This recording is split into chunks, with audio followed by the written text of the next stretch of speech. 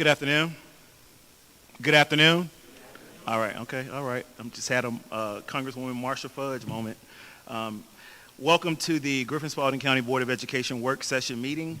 Today is October 7th, 2025. Meeting starting at 4 p.m. As that you place all electronic communication devices on silent or either vibrate.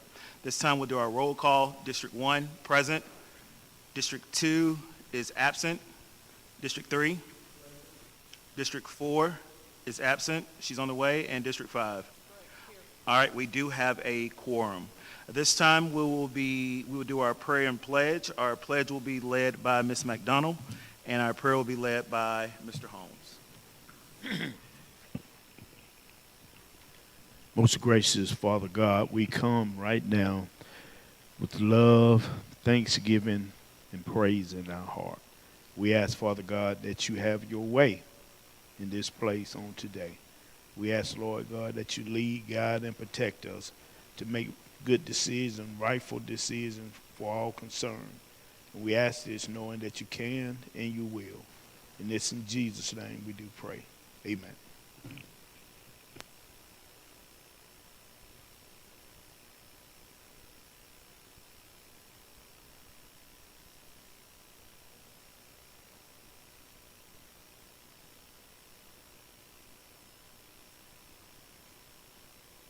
So much, Ms. McDonald and Ms.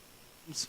All right, now it's time for our board and norms protocols, Board of Education norms and protocols.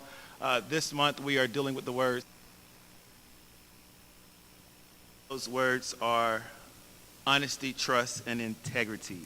All right, now we'll deal with the adoption of the agenda. What is the pleasure of this body as it relates to the adoption of the agenda? So move. It's been properly moved. Is there a second? All right, properly moved a second. Is there any discussion? All those in favor vote by raising your right hand. 3-0. Consent agenda. What is the pleasure as it relates to the consent agenda? Second. Seconded. Is there any discussion? And 3-0. All right, presentations and discussions. Item millage rate. I will call up Mr. Byron Moneybag Yo Jones, our CFO, who will then bring up our tax commissioner, Ms. Sylvia Hollums.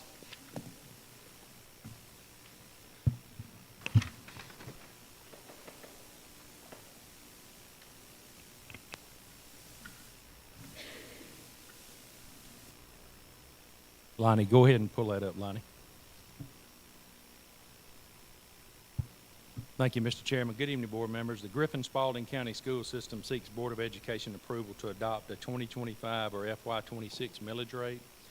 The interim superintendent recommends that the Board of Education adopt a millage rate of 16.393 mils for 2025 property tax bills. Board members, this item was brought to you one time before. Same information other than the rate's a little bit different, which I'll allude to in just a second. You've got, if you'll look down on your fifth bullet on the background, there were some additional exemptions identified from the tax assessor and commissioner's office provided to the Board of Education after we were already into that process. So you voted on an original full rollback at 16.395 mils. The new percentage is just 0.01 of 1% difference, and that's a difference of about $140,000. I have talked to Ms. Hollums extensively about this. Also, we, together with Dr. Warren, called Missy Dove at the Department of Education. She's the point person for Department of Revenue, and Ms. Hollums will probably allude to this, but I know she mentioned about 70 municipalities, counties, school districts that still hadn't filed their digest, and a lot of them are experiencing items of having to redo something. I know that one thing that's happened this summer is with the opt-out of House Bill 581, the additional homestead exemption timeline for the first time, to my knowledge, ever was reopened back up, which caused a lot of people to be able to apply for homestead that hadn't done in the past. So with all those factors, I'll go ahead and read the recommendation. It is recommended that the Griffin-Spalding Board of Education adopt a millage rate of 16.393 for 2025 property tax bills.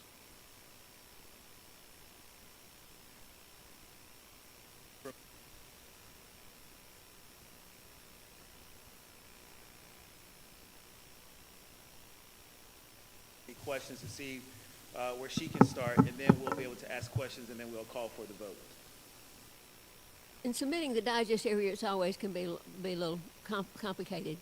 And this is a situation where because the exemptions increased, it changed what called the rollback rate.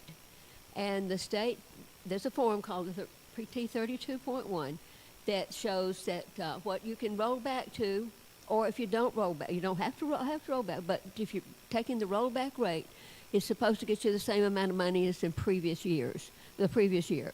But of course, we don't know that always does that. But at this time of year, when we start getting all these things, and they can change by the time we, because people do file appeals, and so those may not get settled right away. They're still settling appeals, and some of that often changes. But if we had submitted this digest the way it was, and showing the correct millage rate, they would have rejected the digest, because the millage rate should have rolled back to 16.393 instead of 16.395 that you originally voted on. And that is why we're having to do this. At least I finding out now made it move the process a lot faster. Had we submitted the digest, they said you got to start over. And that requires all those extra meetings and hearings and so forth, and public hearings and notifications in the paper, and just it can draw that out quite a bit. So that just makes us that much longer before we can submit the digest, get it approved. And we can't print bills in one day either. There's 30,000 bills that have to be printed, and the company that does that says they need about 10 days. I've asked them if they can move it along, so they're sure we'll try. I've already asked for an extension. Normally have to do it. I've already asked for an extension once to October 1st instead of September 1st, which is the normal time. But I'm obviously not the only county. We're not the only one. There are plenty. There's one county that didn't get their assessment notices out until October 1st. All right. So they won't even get their 25 tax bills in 2026. And it can happen in different situations all across 159 counties. But the main thing is that we found it now, and it only requires you to have this meeting here and to change it to the what they call the correct rollback rate. Okay. To change All to right. that. Okay. Thank you so much. Have any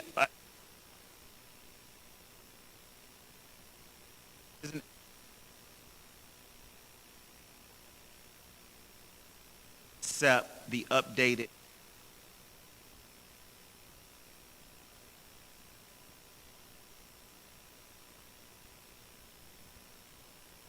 motion, and then second go into the discussion.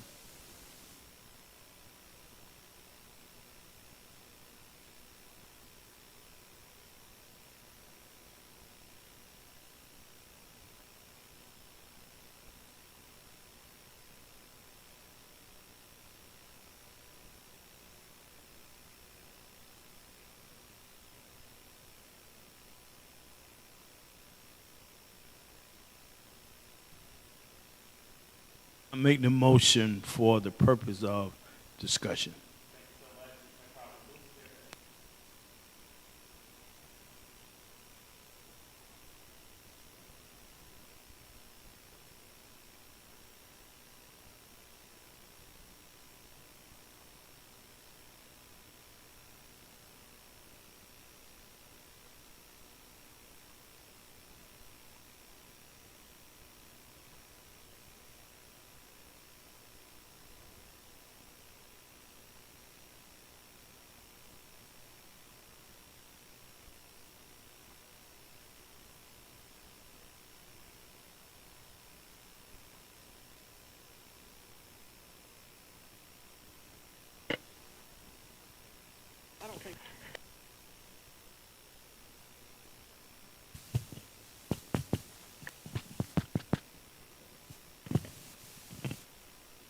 Ms. Hall, I'm just thank you for being here today, and Mr. Jones, thank you for all your work on this also.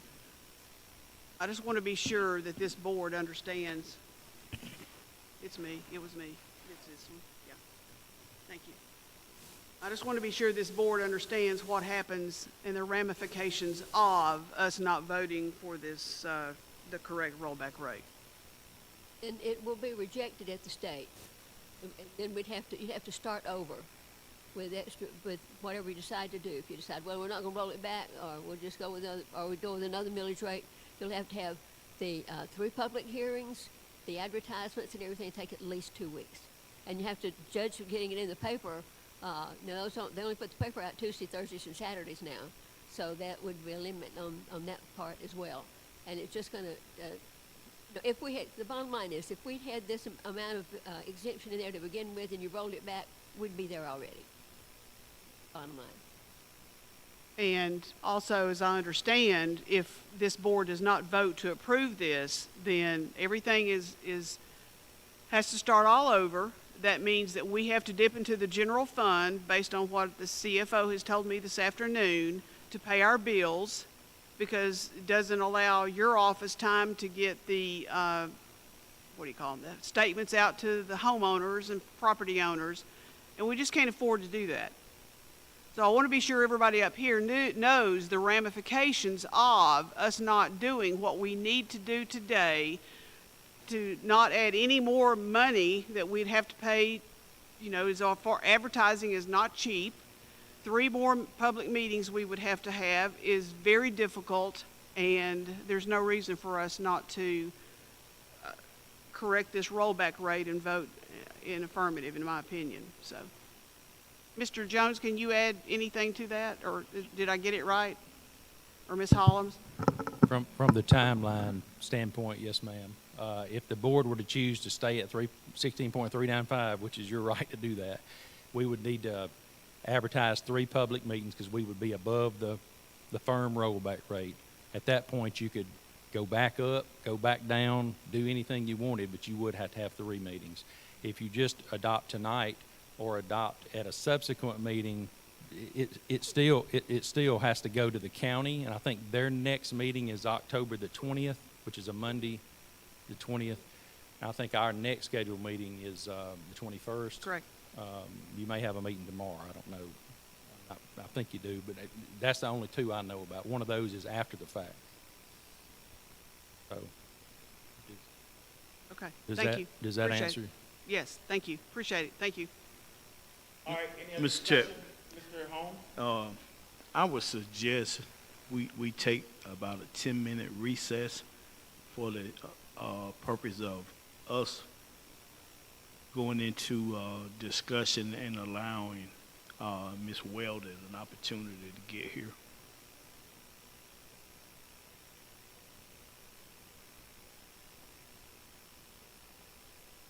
I'll call her and see how far out she is. So, I would prefer to, I can tell you now, I'm gonna abstain from voting. I would like a full board presence before we vote on this. This is something that affects all of our constituency, so I will be abstaining from voting. And if that means that we have to bring it back and follow whatever process, I am okay with that. But I will be abstaining from voting on this bill.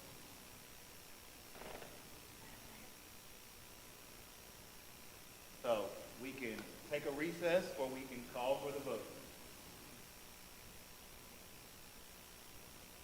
I don't understand how any one of us abstaining is going to change. What is it going to change? We're going to spend more money advertising. We're going to have to come back down here 3 more times to allow the public to come in here and speak to us. And I don't understand why you would abstain. So this information that you received, Ms. McDonald, when did you receive that information? Today? That Mr. Jones and Dr. Warren, when you met with them? Is that when you received the information in order for you to make your decision on how you're going to either keep the vote? My decision was I was going to vote in the affirmative anyway because we really don't have a choice. It was a mistake. 69 other systems are going through this. It wasn't her mistake. It wasn't his mistake. It was just a mistake. So why would we not vote for it? I mean, Ms. McDonald, you have much passion and you're able to vote your conscience and how you want to vote. And so what I'm saying is that I would prefer a full board. Like when we voted for it, we had a full board. I would like a full board in order to take this up and make this decision on behalf of the 65,000 residents of Spalding County. May Well, I say something? then you will have to answer to the public with regard to what we didn't do on their behalf. And I'm not sitting here willing to do that. I'm going to do what I need to do for the public to be able to pay their bills and to pay them on time, to be sure to fund the county and be sure and fund the school system.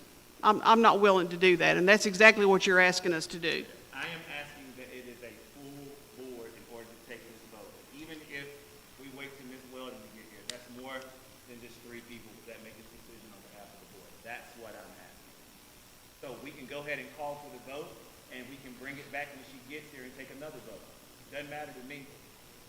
I am asking that we have at least majority. We do have a majority, but I would love for it to be a unified decision as we did when we voted the first time it came on the agenda. So. Would you accept 4 board members being here and voting? I would. That's what I said. We wanted to wait on Ms. Weldon. At this point, my vote, I told you what I would do, and we can bring it back up once she gets here before the meeting is adjourned. I don't understand. I think you're playing both sides of the coin I here. am not playing both sides. You are, because we've had votes before that were just 3-0. What's the difference? In order for this that affects our constituency, like in this manner, with taxes, I would like a full board present. And if we have to wait to move this to another item of the agenda in order to vote, we can do that. But I would like at least 4 of us present in order to pass or whatever we're going to do. So I guess here, moving forward, you'll want 4 board members here to vote too, instead of just 3. I said for this particular issue, that is what I would like. It's not going to change anything if you abstain. It's not. Ready to call for the vote, Mr. Holmes? Yes, sir. All right, so those in favor, if you would, raise your hand. I was going to ask our attorney to enter this conversation, because this is just ludicrous in my opinion. So I would not recommend taking a vote now and then taking a vote again once Ms. Weldon arrives. Okay. If you want to wait on her to get here, then the board just needs to be in recess until she arrives to take that vote. But taking 2 votes is not going to be the procedural way to do it properly. Okay, well, the board is in recess until she gets here.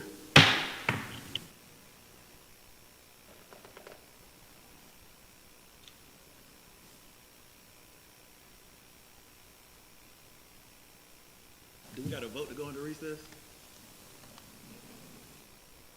Yeah, the board is in recess right now. Check and see how far she is.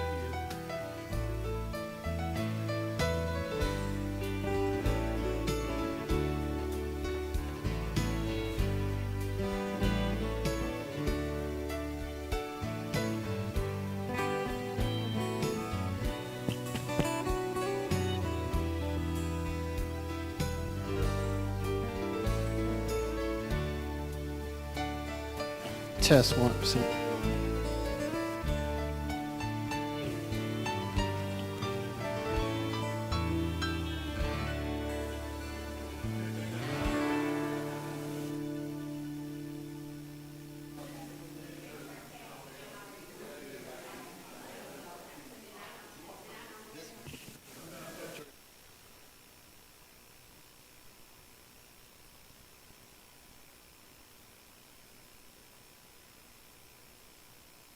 Test.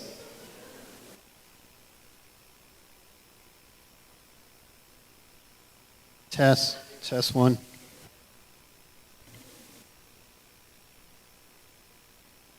Test 1.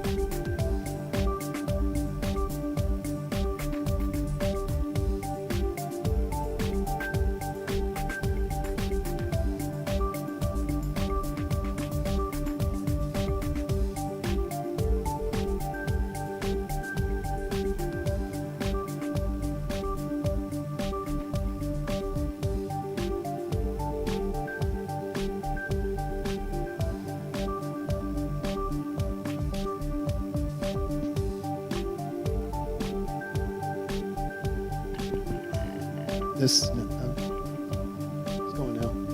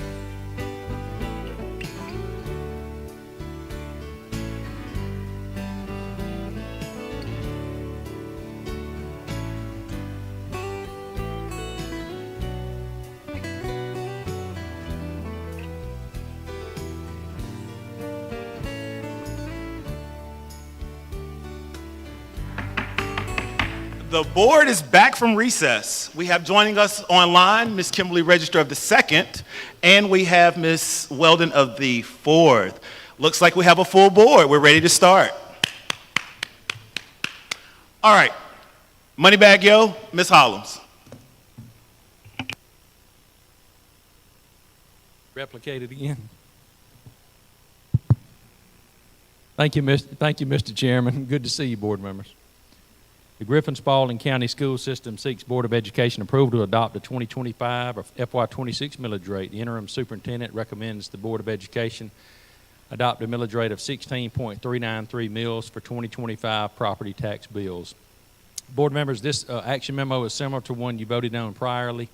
The 5th bullet is a new item. We were made aware of some additional exemptions to the tune of about $140,000 of net impact for the board, and I tried to send you all this in an email about a week ago to explain that process. We have contacted the Department of Revenue, Missy Dove, and Ms. Hollums can speak to that in just a second. There's about 70 districts or municipalities that are still having an issue of this nature, et cetera. So with that being said, it is recommended that the Griffin-Spalding Board of Education adopt a millage rate of 16.393 mills for 2025 property tax bills. Thank you. Ms. Hollums, you may not need to recap everything that you had to say. Can we say it again? No, you don't. You don't. No need to. All right. So, ladies and gentlemen, we have heard the information that's been presented to us.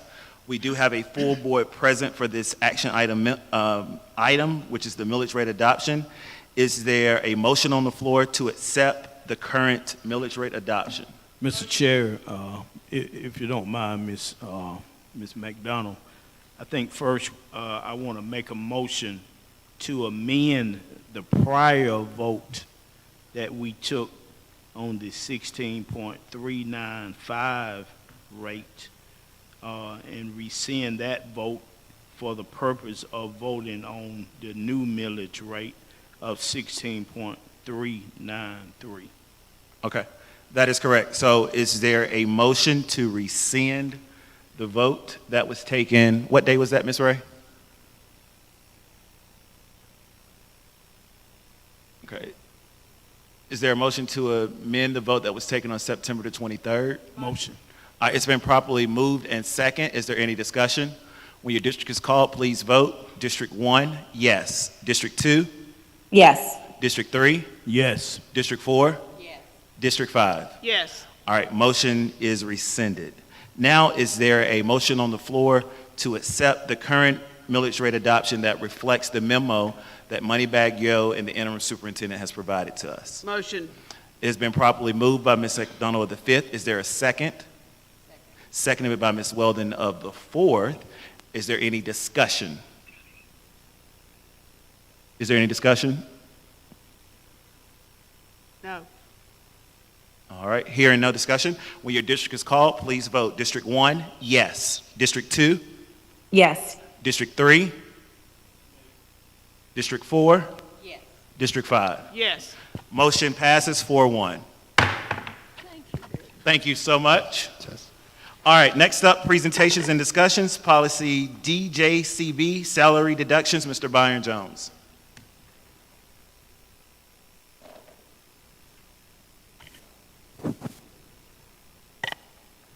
Good evening, board members. Again, this is policy DJCB. The district is presenting that policy for salary deductions in first reading. Board members, this is actually a new policy with our new procedure of policy review working with GSBA. They have proposed this policy for us, and it talks about what we should be or adjusting in payroll checks, et cetera, and then addresses Social Security taxes. So as we look on down here, all this in red is all new language. The paragraph down there, line 20, newly hired employees. Ms. Battle's already been implementing a procedure with that per the legislature. I think they had a July 1 deadline for that with our Vector Solutions product, where we have employees acknowledging that they have Social Security taxes withheld, and we are a Social Security district. And again, numbers 1 through 5 just talks about some local language here that we would communicate to employees if we need to deduct things from their paycheck. The next steps, the district will post policy DJCB salary deductions on assembly to receive input from board members and stakeholders for 30 days. Afterward, the policy will be brought back to the board for second reading, approval, and final adoption.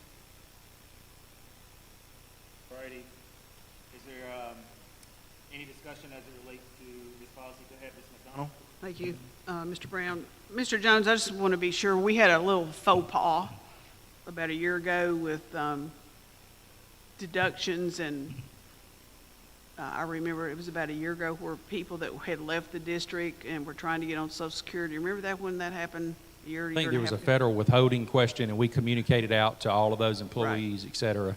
And those would be former employees, probably, Okay. that you're referring to. Yes. But this kind of articulates things we should be deducting on, and how to notify employees. We should be notifying them if we're deducting something, So- needing to deduct. So or this their, fixes all that occurred? the communication piece, yes, ma'am. Okay, very good. Thank you. Thank you. All right, anybody else? All right, thank you, Moneybag Yo. Next up, 2025 high school graduation rate presentation by our executive officers, Mr. Chris Lokey and Ms. Lindy Pruitt.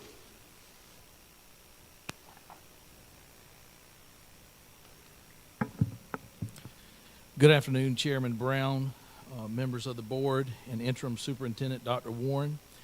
Today we are celebrating a great milestone for the Griffin-Spalding County School System, our 2025 graduation rate. It's not just a number, it's a reflection of the dedication of our students, our teachers, our leaders and families, and the community. We're here to highlight how we got there and how we will keep climbing together.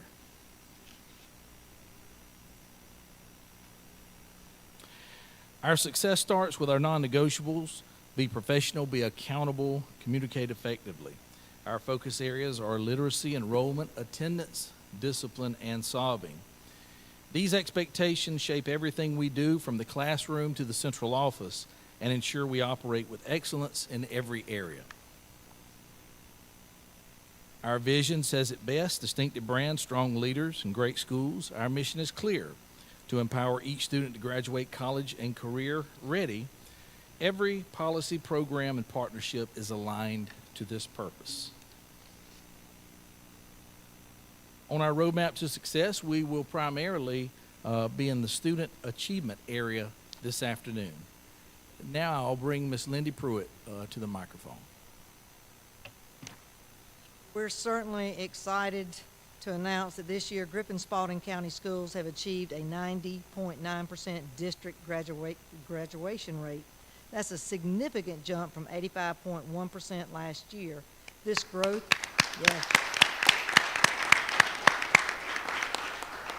this growth represents hundreds of students whose futures are moving in the right direction. Next up, we're going to take a little closer look at our school's outstanding performance. First up, we have AZ Academy with a 91.5% overall graduation rate and a four-year cohort rate of 91.67%. Next, we have Griffin High School with a 91.5% overall rate and a four-year cohort rate of a 93.41%.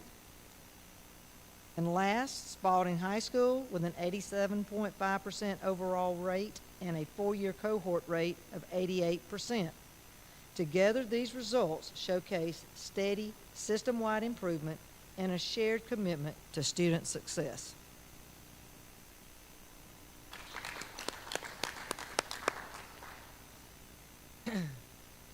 When we compare our district data from 2024 to 2025, we went from 85.1% to 90.9%. It's clear we're moving in the right direction.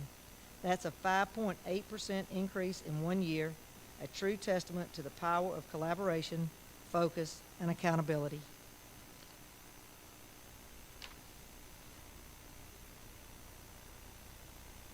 When we look at our RESA region, GSCS is standing out.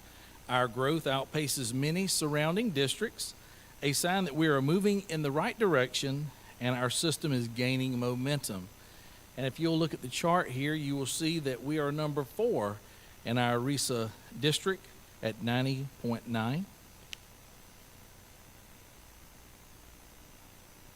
And next, we have GSCS versus state comparison for the four-year graduation cohort rate. You'll see that we are above the state average this year, all the way to the right. If you'll see 2025, the numbers there for the state are 87.2, and we are at 90.9. Lastly, I want you to notice one other thing for me on the chart, that in 2020, our system average was 90.2% in 2020, and 5 years later, we are at 90.9%. Yes.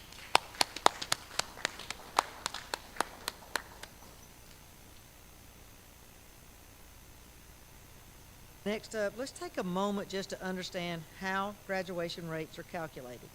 The state uses the 4-year adjusted cohort graduation rate, or ACGR. It tracks each student from their first day of 9th grade, adjusting for those who transfer in and out to measure how many graduate in 4 years. This makes accuracy in enrollment, transfers, and withdrawal codes critical.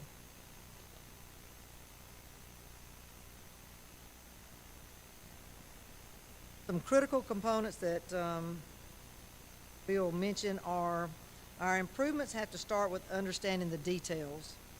Enrollment accuracy, getting every student properly entered and staying on track to graduate. Monitoring transfer students, especially those who arrive to us off track. Ensuring course completion with passing grades. Reducing dropouts by identifying early warning signs. Every one of these factors affect the final rate, and we look at these critical components to give our students the best opportunity to graduate on time and with their graduating class. At the top on that slide, of course, you can see just some very specific things that we work with. Mr. Loki and I work with Mr. Sands and Ms. Douglas, along with their graduation coaches.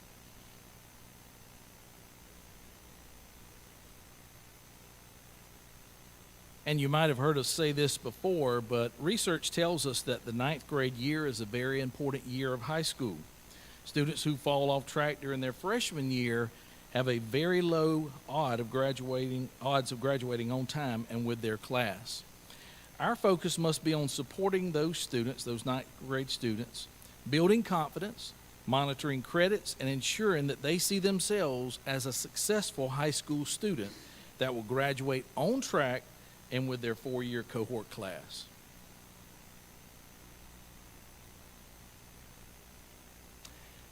Now, many different people play a vital role in keeping students on track to graduate.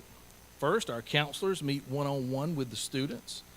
Senior credit audits help us to identify gaps early. Live data verification ensures accuracy of records, and credit recovery and summer programs provide second chances for our students. Through these targeted supports, we're not just tracking numbers, we're changing lives.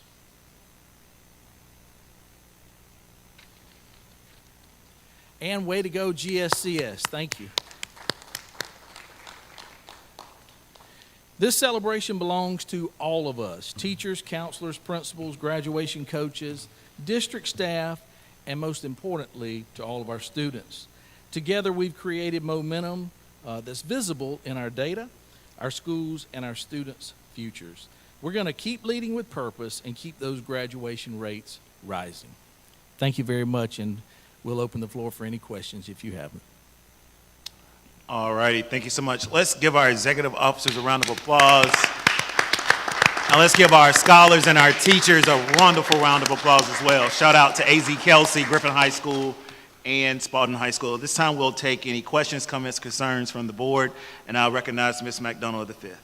I just have a comment. I just think this is, I tell people all the time that there's a lot of great things going on in this organization. This proves it.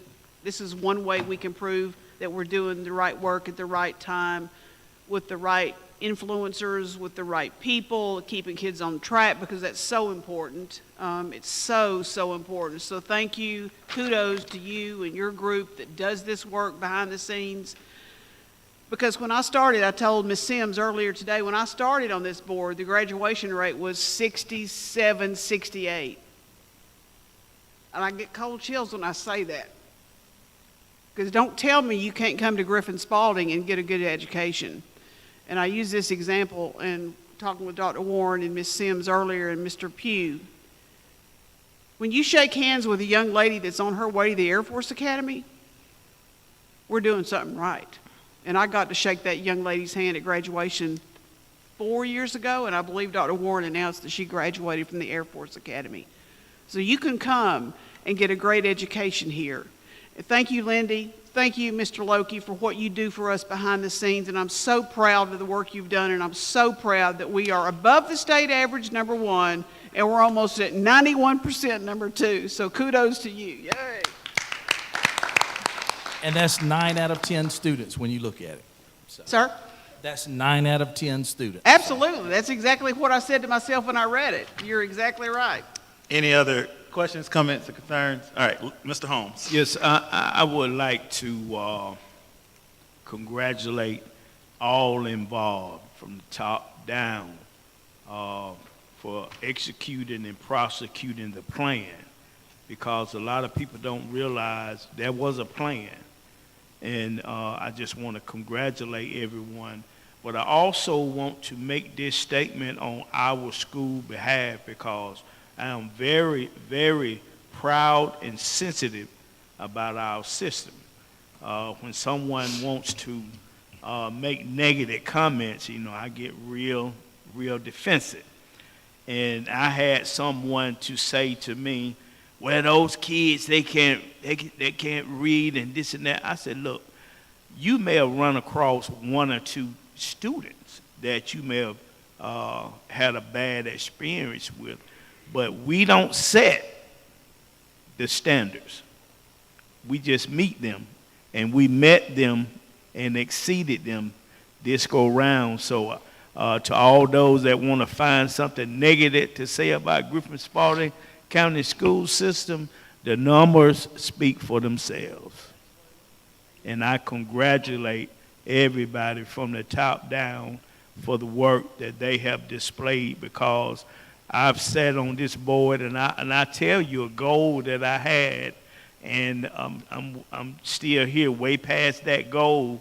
I said, man, I want to see us meet the graduation rate before I leave this board. And as you can see by the chart you gave, I'm like, man, I'm way past that goal. So I guess I'm gonna have to find another one to set for the system. But I just had to say that on behalf of all the hard work we do, because we know someone's always gonna try to find something negative to say. But hey, we didn't set the standards. We just met them and exceeded them. So thank you to everybody. Awesome.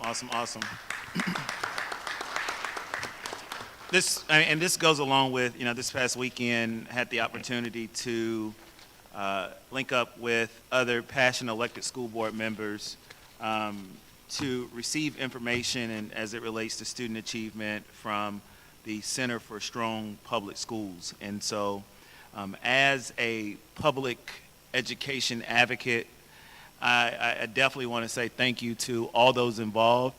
It definitely takes hard work, dedication, collaboration, and to the amazing scholars who went through this, who, regardless of whatever they were facing at home and in their lives, they pushed through and they did what needed to be done.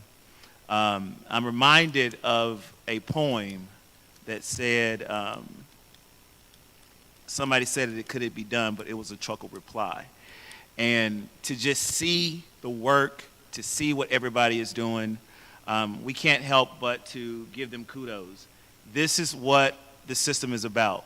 Every time we have these meetings, we should be congratulating and looking at student achievement and see how we are moving along in that process and progress.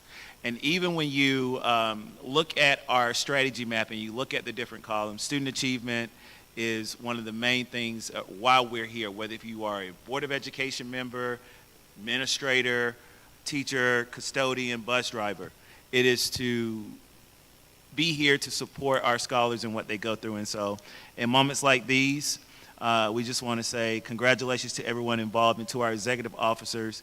Mr. Sanders, I know you have the lower schools, but thank y'all for what y'all do behind the scenes, because you're working with the principals, you're inside the classrooms, you're providing that feedback to the superintendent, to Dr. Greer, to Ms. Sims and all that. So just want to say thank you to everybody involved. Dr. Greer, thank you for your hard work as well and your team. Thank you. That's it. Ms. Weldon, anything you want to say?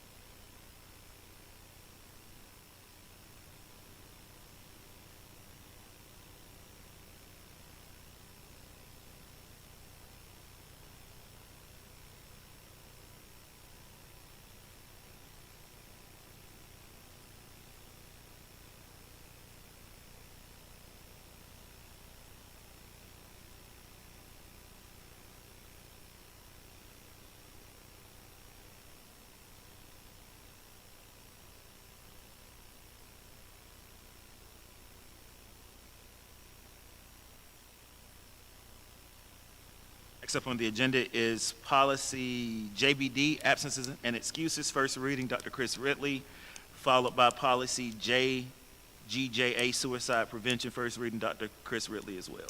All right, thank you. Good afternoon, board members, Mr. Brown, board members, and Dr. Warren. The Student Support Services Department is presenting board policy JBD, absences and excuses for first reading. The board and district are collaboratively reviewing and updating all board policies. The policy has been updated with changes based on updates from GSBA, the Georgia School Boards Association.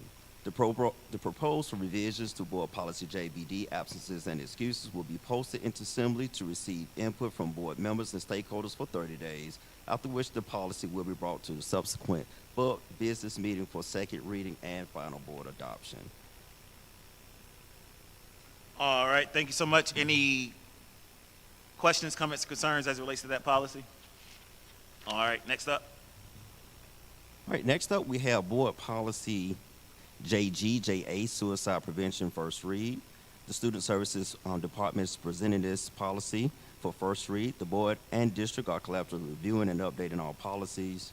The proposed policy will be placed into assembly to receive input from board members and stakeholders for 30 days, after which the policy will be brought to subsequent board business meetings for second reading and final board adoption. Thank you, Dr. Ridley. Is there any comments, questions, or concerns as it relates to the policy JGJA, suicide prevention? All righty. I just want to say to the suicide prevention, I know that in the last couple of months we've had a lot of talk and a lot of about suicide prevention. The mental health committee that met on behalf of the county, and then we hosted members of the county to come over and see what the school system is doing. So to have a policy on first reading just shows the work that we're doing and how passionate we are. And thank you too. I know that members of your team that helped with this, I'm sure that Ms. McElroy and others were involved in creating the policy and sitting down and discussing. So thank you for that. And thank you for bridging that gap and bringing us together with the county as well, Mr. Brown. We appreciate that because we're here to help not only the school system but the community as well. Yes, sir. Thank you, Dr. Ridley. Next up, we have policy JRB, Parents' Bill of Rights. First reading, Ms. Tracy Sims.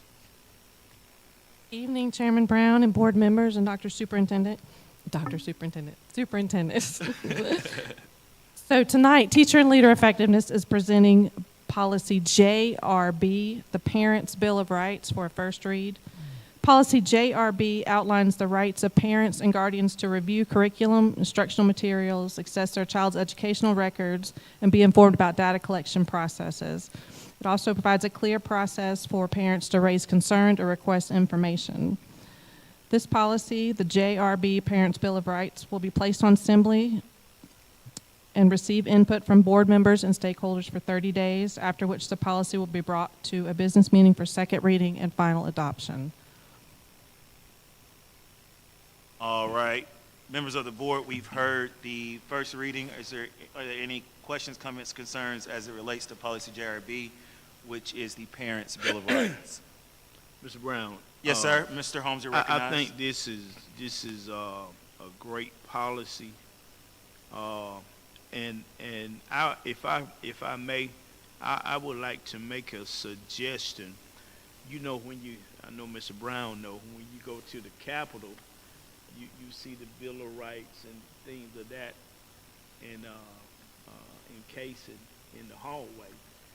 If we could come up with something that would be appropriate, how we present these Parents' Bill of Rights to put on the wall on display in every school, when parents come into the school, they'll see this and know that they do have this available to them. So I would make that suggestion that we work toward doing something of that nature, because I think this is great. Thank you. We do currently have it on our website, but that's a great suggestion to have it physically in the building. Yes, right. Yes. Thank you. Yeah, so once the policy is actually passed, I think it would be good to have printed copies. Thank you, Mr. Holmes, for that, to put them in the schools. So maybe when you're in the front office, parents will see that, that they do have a Bill of Rights, and we are respecting those rights for them as well and working with them. Any other comments, questions, or concerns? All right, thank you so much. Next up, cluster versus non-cluster. GMAS results, Dr. Audrey Greer and Dr. John D. Barnes. Welcome, ladies.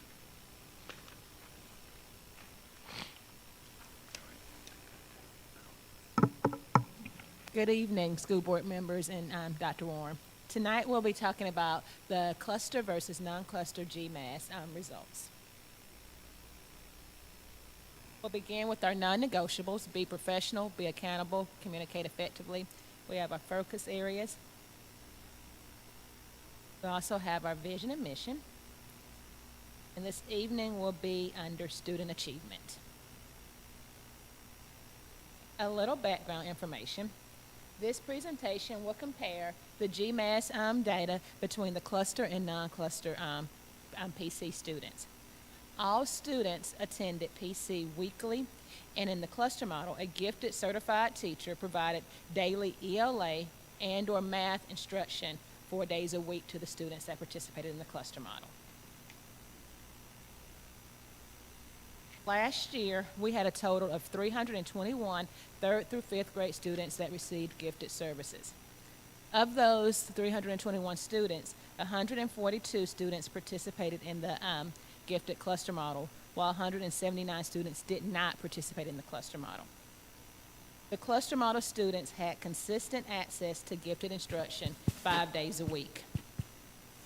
Schools participating in the cluster model are listed below. We had 7 schools that participated in the cluster model last year. 6 of those schools had students in grades 3 through 5. 1 school only had students in first and second grade. Those students in those grade levels, some received instruction in ELA and math, some received just ELA, and some just received it in math. It depended on what gifted certified teacher they had on that grade level.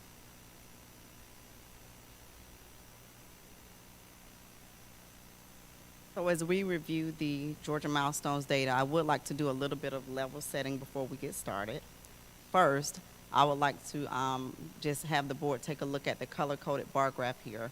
What you will notice is 3 blue bars. The blue bar representing those students who did not participate in the cluster model. The orange bar represents those students who participated in the cluster model. And the blue bar represents those students who are included in both groups. That represents all of our gifted students for this particular grade level.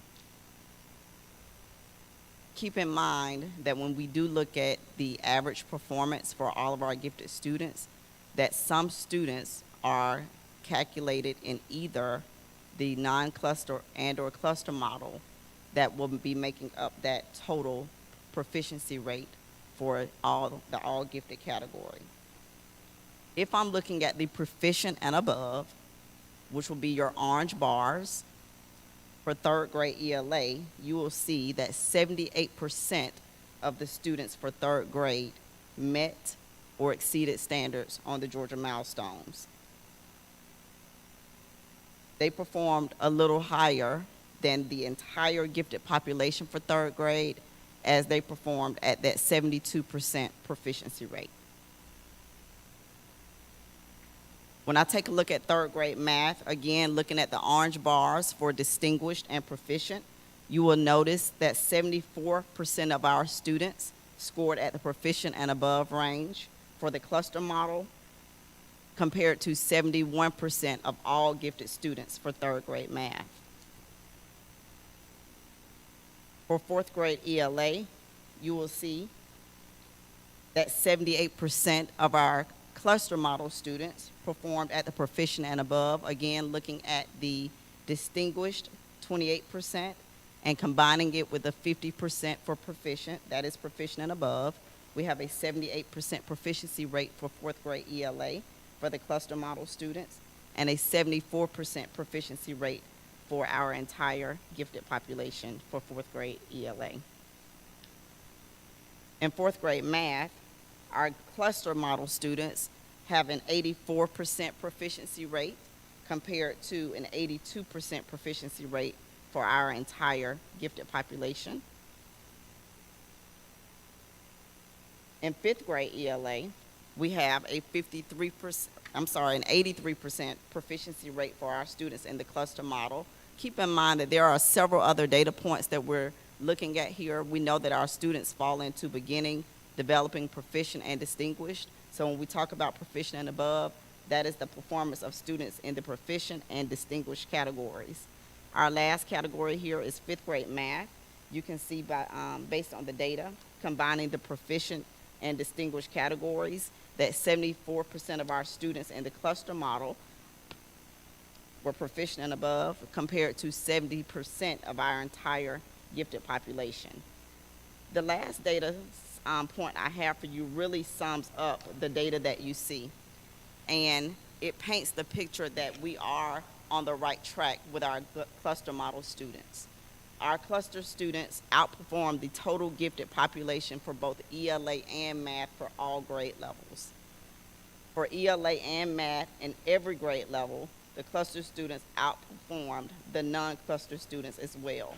The graphic that you see highlighted on this particular slide shows you a side-by-side comparison for 3rd, 4th, and 5th grade for ELA and math cluster students versus non-cluster students. At this time, we do not necessarily have all of our elementary schools participating in the cluster model for varied reasons. The 3 schools that are not participating are Atkinson, Moore, and Beaverbrook, but it is our goal that every school will eventually adopt that model, and we'll be able to serve our students in the with the gifted services 5 days per week. At this time, we will take any questions you have. All right, well, we've heard the presentation from Dr. Greer and Dr. Barnes. Ms. McDonald, you're recognized. Thank you. For people who may or are watching or may watch this later, could you please define for our stakeholders what is a cluster, what is a non-cluster? Okay. Please. And I'll have Dr. Barnes answer that question. I'm going to go back to the first slide. Just so we'll all be on the same page. Okay. Thank you. The cluster model says that in a regular classroom, you have a gifted certified teacher that has at least a minimum of 5 gifted students in the classroom. That teacher provides instruction to those students every day in the classroom in the area that they're certified in. That's cluster. That's cluster. Okay. The other students, the non-cluster students, those were students that were not a part of a cluster classroom, but they attended Program Challenge 1 day a week. Okay. The cluster students also attended Program Challenge 1 day a week. Okay, very good. Thank you for that clarification. Thank you. And I had a Okay, question. Mr. Holmes, go ahead. Piggyback on what Ms. McDonald. So the non-cluster, you kind of explained what I was going to ask, but are they not afforded a gifted teacher that 1 day a week, or how does that work? They have the gifted teacher 1 day a week when they go to Program Challenge. In order to have a cluster, you have to have at least 5 gifted students in that classroom, and some of our schools don't have 5 gifted students on a particular grade level. Okay. Or they don't have a gifted certified teacher on the grade level. So we're working at getting more of our teachers gifted certified so we can increase the number of cluster classrooms we have. Okay. Thank you for that. Yeah, where are we on that? I know we were working on that in the last couple of years with regard to the number of teachers. I think we could produce 20 a year, as I recall, maybe? Last year we had 25 teachers that completed the gifted cohort, and this year we have 26 currently going through it now, and then we'll start another cohort of about 26 in January. Yay, very good. Thank you. That's awesome. Any other questions, Ms. McDonald? No, I'm good. Thanks. Thank you. All right, thank y'all so much. All right, next up. You don't have a question? Oh, Ms. Weldon, you raised your hand? Oh, I couldn't see you over there. Go ahead, Ms. Weldon. Okay, I'm looking at that very last slide where the data summary is. I noticed that in 3rd grade there was a 7% difference. 4th grade in ELA, 7% difference. 5th grade ELA was 5% difference. Math, 3rd grade was a 7% difference, and 4th grade math was a 4% difference, and 5th grade was a 9% difference. And I think that's outstanding because it says that both models work well together. So I commend that, and no learning was lost. I wish that we had more classes where we could involve the cluster model along with the full day at Program Challenge. Because in closing, the results are good. There were no negatives using the cluster model. Both models work well together, and that's a big plus. However, gifted students are always going to need gifted enrichment, and they need to be with their peers, and they need to be there with their peers full day for instruction, because I still can't support the 45 minutes they get with the WIN in the cluster model. So I'd like to... Oh, with the WIN? The WIN, What is WIN? W-I-N. Dr. Barn, you want to tell us what WIN? I can't remember what that stands for. Well, First of all, we got to stop talking now. We use Robert's Rules of Order to conduct these meetings, so I just ask that we do that. So, Sorry. Ms. Weldon, finish your statement. Okay. Ms. McDonald, shut up. Anyway, I'm tickled that the models work well together, and I commend you ladies on getting this report together. And I hope that we'll be able to continue with both models, and I'm delighted that y'all are doing fall testing. Thank you. So can you follow up to her? Because, you know, we're both sitting here like, well, what's that? Because we're not gifted teachers, so. Well, there's just so many acronyms in education. If you don't use them, you lose them. So number one, I wanted to apologize to Mr. Brown for being out of order. So you can tar and feather me when we get out of here. So anyway, WIN stands for? what I need. And currently now with our gifted cluster model, the teachers are not, they're getting gifted instruction during the ELA and math class, and so they're getting it every day. So it's not necessarily a 45-minute block anymore.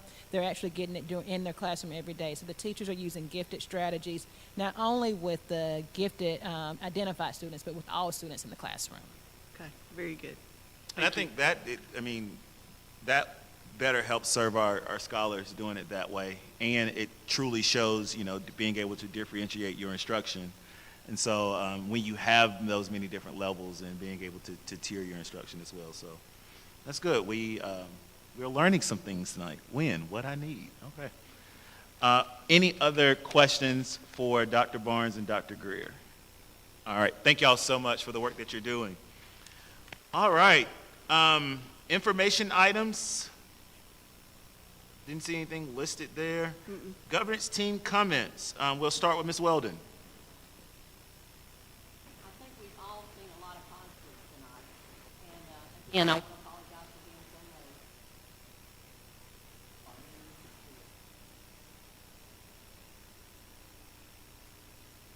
I'm so excited.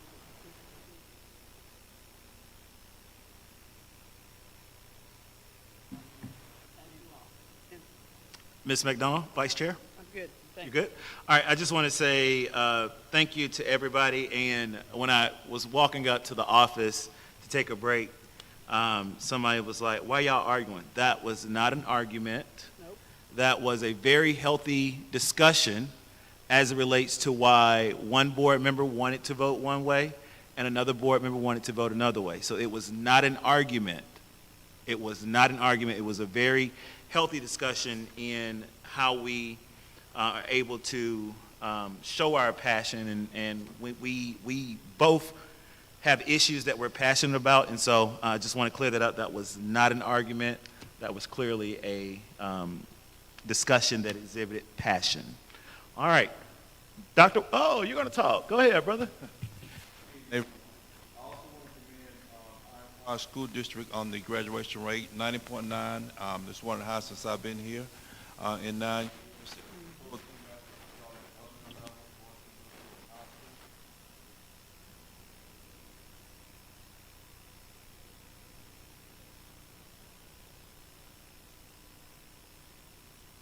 students. I was just at Griffin High School today for Slice with the superintendent. Met a group of 12 outstanding young men and women, and I'll be going to Spalding and AZK later. We have some great students at the high schools in our district. Secondly, fall break is next week. I want to encourage everyone to take some time off to unplug, unwind, spend some time with your family and friends, recharge those batteries. We'll come back on October the 20th and start up to finish the semester out. Thank you. Thank you, Dr. Warren. And Mr. Holmes. They were arguing. No, I'm just kidding.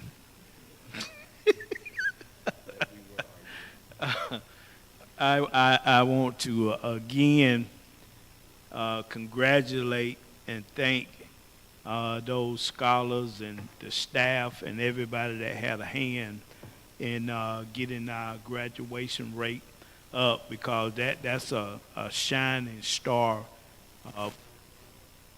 done. And I'm said quality education in Griffin-Spalding County. I'm gonna say this and then I'm gonna yield back to. I had on the board of the private schools that in this community before. My wife, boy, she gave me, like the old folks say, up the country about our kids not attending that private school, because I believe in public school education. I think public school education gives one a real experience about dealing with life, because you're not going to be isolated like you are sometimes in a private school. But when I see results like this, I can always tell people this is what private school can do for your kid. It all depends on what they put into it, because we have some great things coming out of Griffin-Spalding County School System. And we are, I have gone many places, and it never fails. I always run into somebody that knows about Griffin-Spalding County. So I'm so proud of our school system and our community, but I don't want to take it lightly what these students have accomplished, because it's just another feather in our cap for the work that we're doing. So again, I just want to thank everybody for the work that they have continued to do. Thank you, Mr. Chair. All right, and Ms. Register, do you have any final comments? I don't. Thank you, though. No problem. Get better. All righty, next up is, we do have executive session. We are going to executive session for two reasons: to discuss and deliberate upon the appointment and employment, and to consult with legal counsel pertaining to potential litigation. Is there a motion to go into executive session? Motion. It's been properly moved by Ms. McDonald of the 5th. Is there a second? Seconded by Ms. Weldon of the 4th. Is there any discussion? All those in favor, vote by raising your right hand and say aye. Ms. Register? Aye. Aye, 5-0. We are in executive session.